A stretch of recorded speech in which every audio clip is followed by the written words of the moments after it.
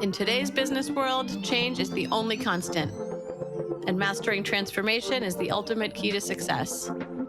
Welcome to Shift and Thrive. I'm your host, Natalie Nathanson.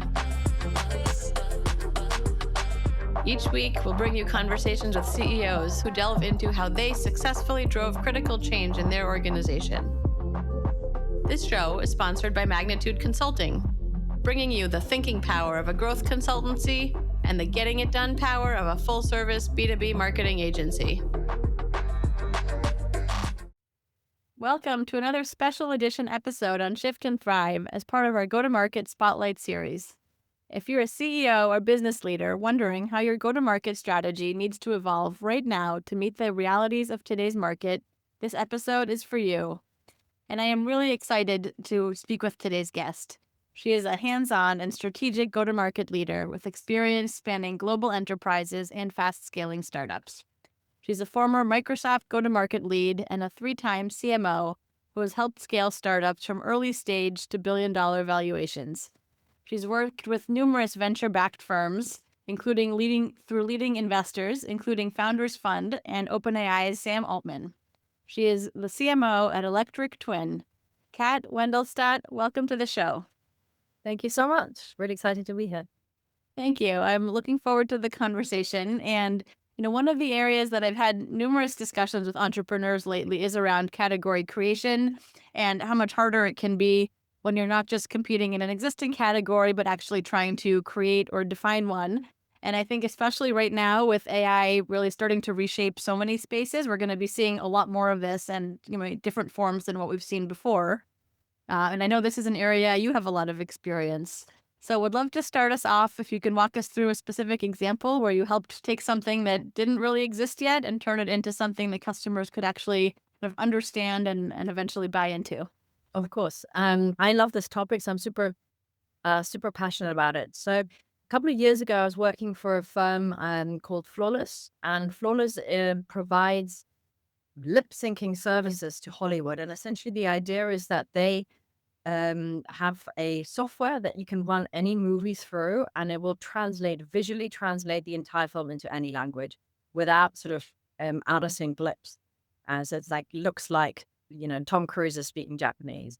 And that was a completely new category, essentially generative filmmaking and dialogue editing. And so what we did is we had to define what the category was. So you have to be extremely clear of how you name it. And there's a framework from a group called the Category Pirates, coincidentally, and it's essentially naming, framing, and claiming.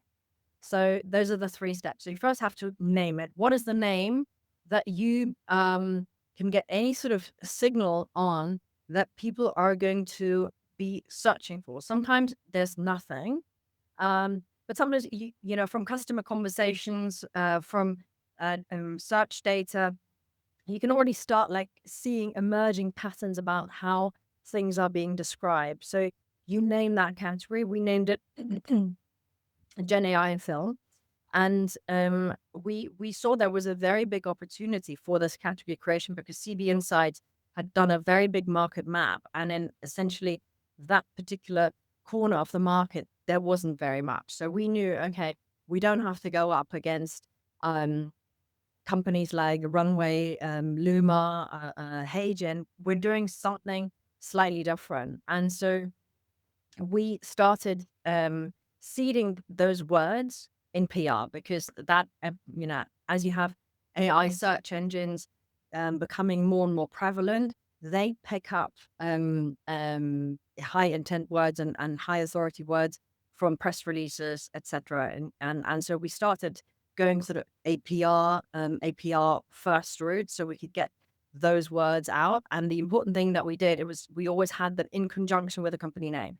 So it was Gen AI in film and Flawless. And so that then over time started showing up when you type in what's the best Gen AI company in film. And then we had subcategories, dialogue editing, for example, being one. We always made sure apply those principles. And if you now look for that in ChatGPT or any search engine, the company will show up first. So sort of a PR-led strategy.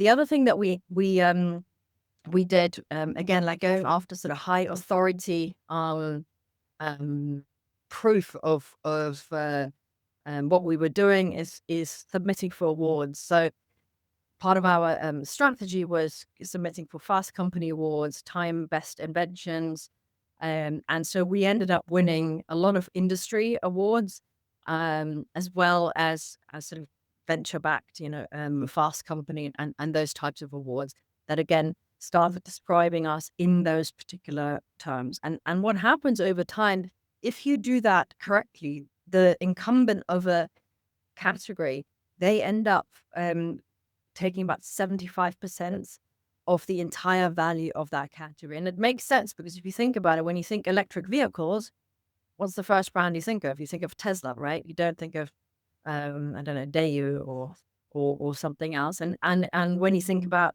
I don't know, takeaway coffee, you think about Starbucks. And then you start, so that's the first thing. You start basically owning the category. The other thing that you want to do is create your own language. So Starbucks, again, they did this. They seeded Venti and Grande, their own particular language, and so that is also something that we did with, for example, like describing dialogue editing and those types of things.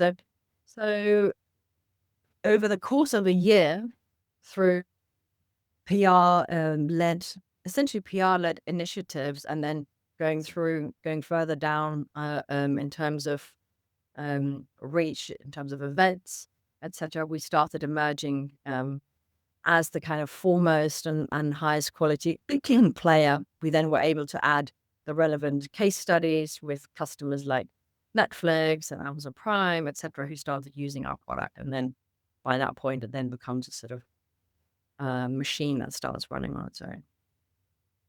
Yeah, it sounds like you really worked through a lot of those core areas that are really critical in the early stages of a category creation. I think from the experience that I've seen, oftentimes executives will underestimate kind of the cost and kind of patience and everything that it takes for category creation. And I know from research I've done previously, can be anywhere from like 2 times to 5 times plus more capital and time intensive to work through that.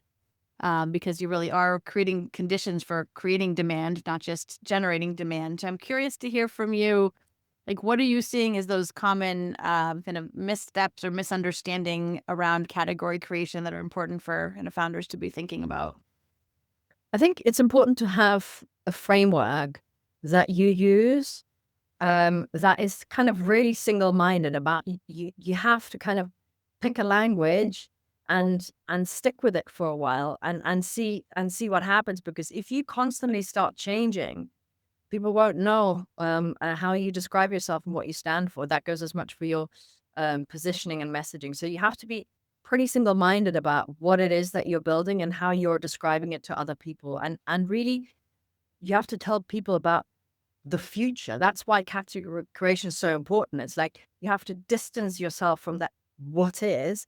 You have to take people with you on a journey of what is going to be. That is essentially the job of a category creator. And then you have to create the language around that, and you have to stick with it. Because like you say, category creation is not instant. It's a continuous effort. It's, from the research that I've done, takes at least 18 months. But oftentimes much longer. But you can see positive signals. So for example, at Electric Twin, we're going through this process, and the category that we have picked in the name is synthetic audiences.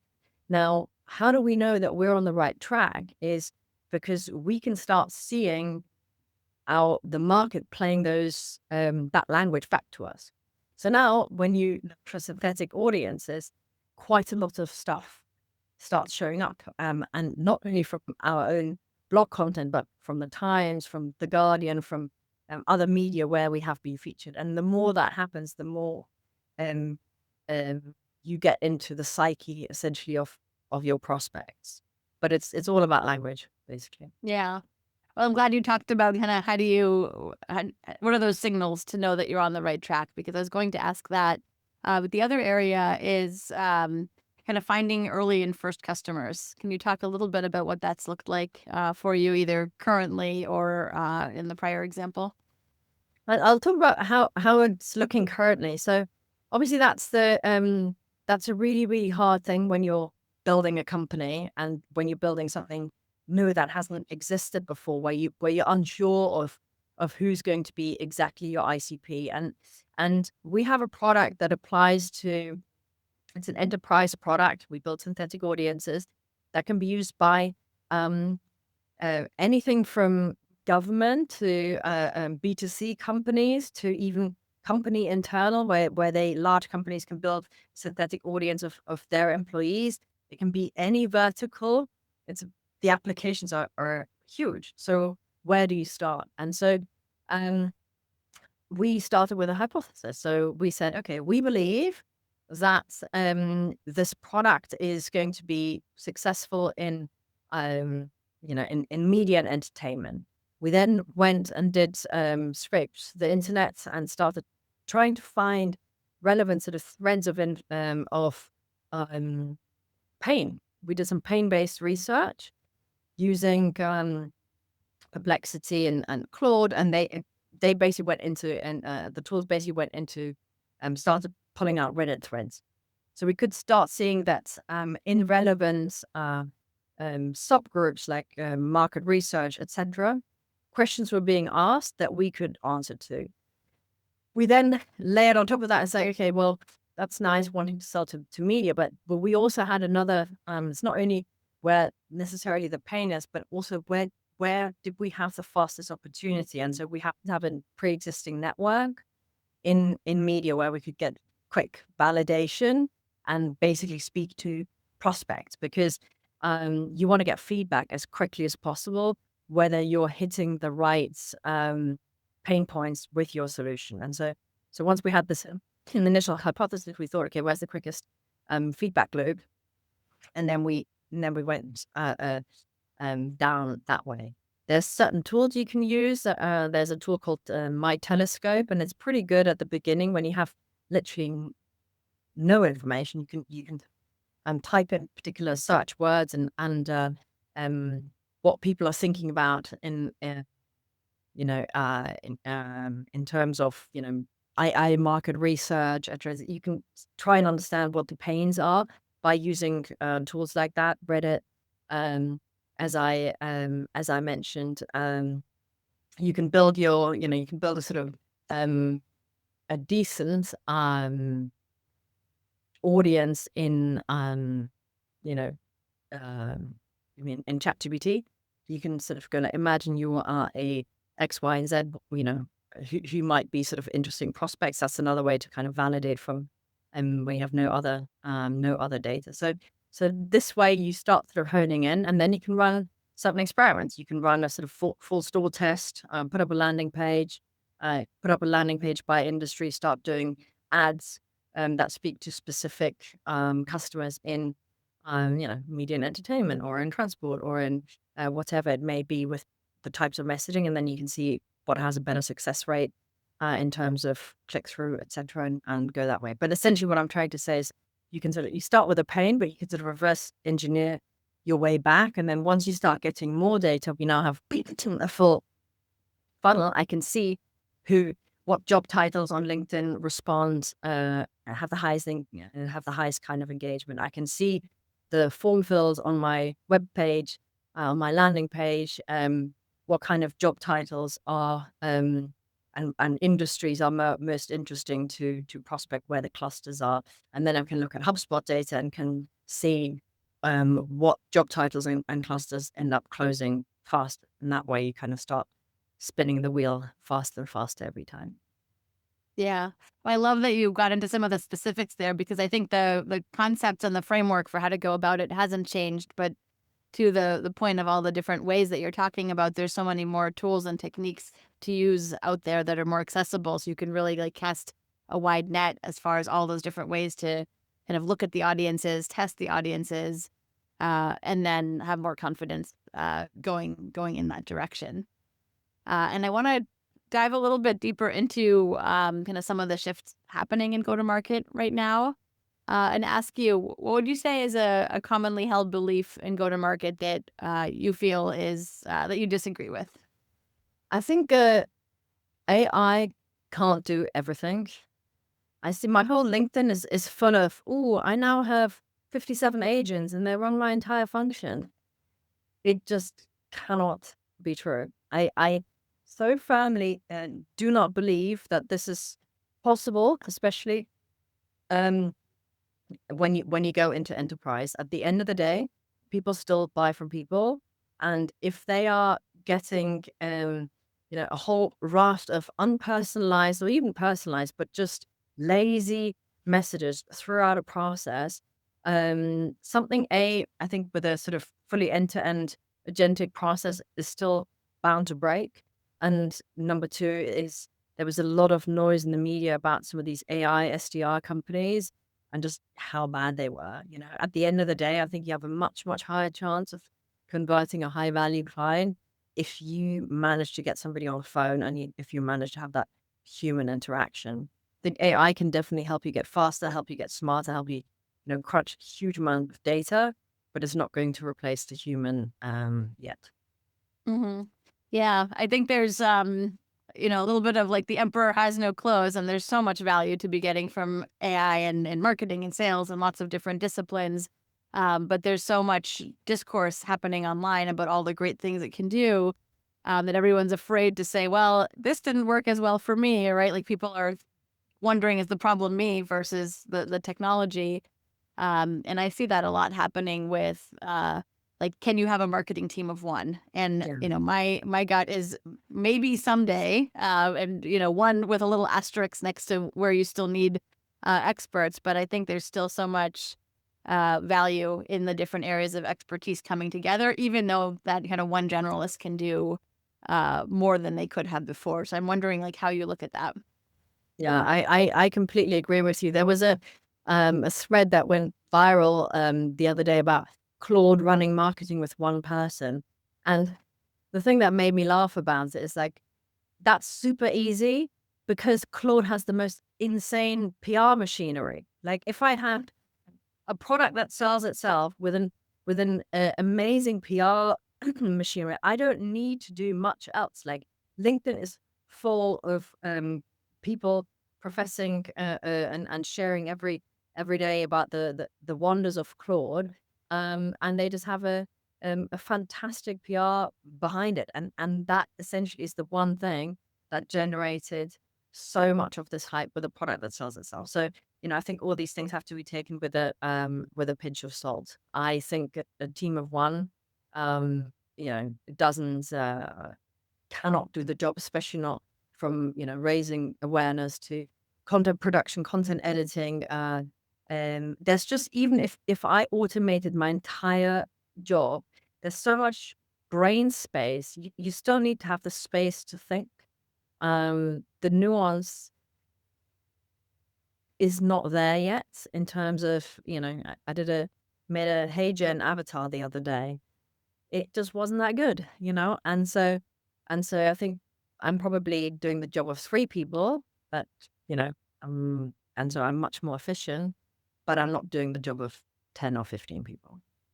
Yeah. And I'm curious, how are you thinking differently about nurturing or growing or building out your marketing department now compared to, let's say, when you were CMO like 5+ years ago? Yeah, that's, I love that question. So 5 years ago, I worked for a company and I had 35 people under me across sales and marketing. Now that probably would be at the same stage, probably would be about 10. So it's reduced by about a third. The way I like to build it out is I like to get freelancers in first. And then when they kind of hit the limits, then kind of either get them to convert them into a permanent employee or hire for that role permanently. The advantage of when you're starting building from scratch is a freelancer needs much less handholding. There's no the emotion is involved. If it doesn't work out, you can both part ways without any drama. And they are subject matter experts at what they do. So they just come in and essentially solve the problem that you hired them for, and you can get them in really quickly. There's no, massive time lag. I'm hiring somebody at the moment, and they have an 8-week, um, what do you call it? Before they can start, an 8-week, I forgot the word, period Like a before, non-compete. yeah, kind of like a non-compete. Yeah. That's 8 weeks, and that's if I hired somebody as a freelancer, they can start most of the time immediately, because otherwise there would be market. So that's how I like to scale. And when we hit the limits of what is possible in terms of output and have built the system, then I think about adding the next person on. Hey, this is Natalie, your Shift and Thrive host. After chatting with lots of CEOs, one thing is crystal clear. Leveling up your company means having a killer go-to-market strategy. That's what my crew at Magnitude Consulting does every day. If you're trying to step up your marketing game, whether it's strategizing, accelerating your pipeline, expanding into new markets, or getting into AI and automation, let's talk. No pitch, no pressure, just good conversation. Visit shiftandthrivepodcast.com/Natalie to schedule a time. Can't wait to connect. Wanted to dive in maybe a bit more onto the kind of pragmatic day-to-day use of AI. Where are you seeing kind of the biggest impacts, the biggest benefits? And if you have any specific examples of kind of a campaign or an initiative, that'd be great. I mean, this is only 3 months ago. We needed to get our data into shape and start doing the sort of initial reporting. So I hired a consultant to build out a dashboard, pulling in different kind of data sources. 4 weeks ago, Perplexity Computer came out with connectors to all the data sources that I need. So the same dashboard, actually better, has been built, or I built it in about 5 minutes, from just by connecting an MCP to HubSpot and to Google Analytics data, and you can interrogate it. It is just live, and you can keep adding the months and different kinds of views to it. That's been like one absolute game changer. Everybody's talking about Claude, and Claude is great, but it's terrible at visualization, and sort of building branded assets. It's very good at memory. So Perplexity is my sort of new go-to in terms of dashboards and deep research. And then I use a mix of the different Claude tools, so either projects or co-work or code, depending on the task. But basically, I build skills for the different repeatable things that I need doing, mostly on content. And then it just creates the output for me. So one example would be, let's say 6 months ago, I would have had to interview the CEOs of the company on a repeated basis to create content in their voice. But I've uploaded so much content that that kind of frequency's gone from once a month to probably once every 3 months to give me new input, because the tool is just constantly learning.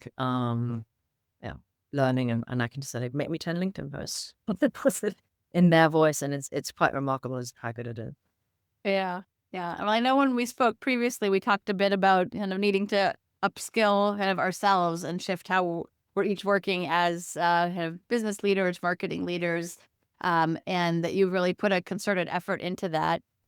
So wanted to hear kind of what that process has looked like for you. I imagine it's an ongoing process, as it is for all of us. And I think specifically knowing we have a lot of CEOs and founders in the audience, thinking about what kinds of kind of expectations to be kind of setting with the team, thinking about for their team as really all kind of go-to-market leaders and practitioners really need to be thinking through this. So can you talk a little bit about your own journey with that? Sure. I started leaning into AI and quite early on, I would say. So 2 years ago, pretty heavily, and then very heavily last year. And what I wanted to learn is just how to get more efficient at my job and start building systems. And so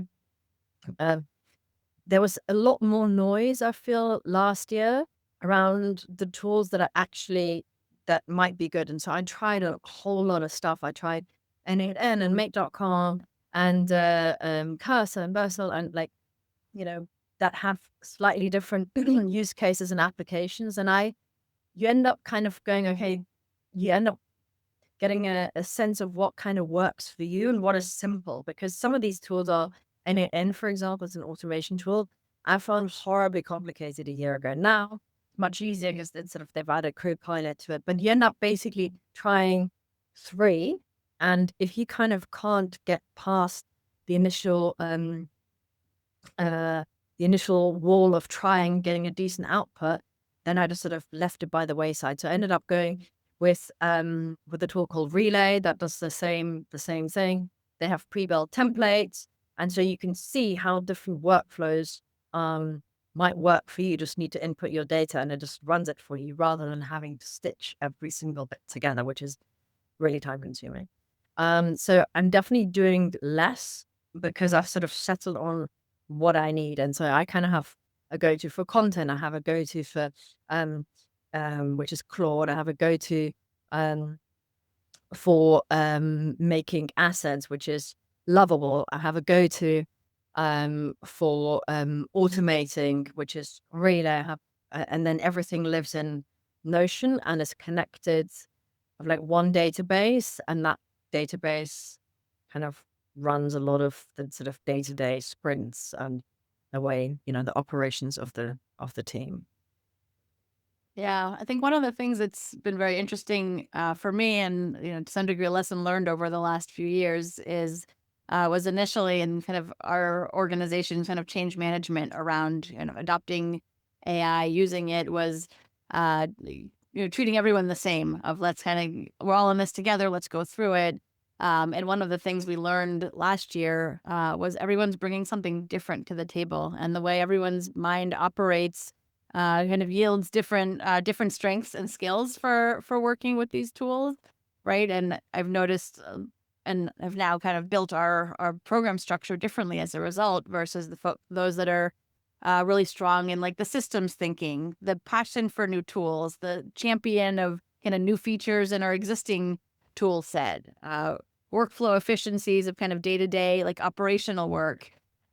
So it's been very interesting to pay attention to those kinds of like archetypes, so to speak, and build the program so it's playing to everyone's strengths and not kind of everyone trying to gain all the same skills in all the same places.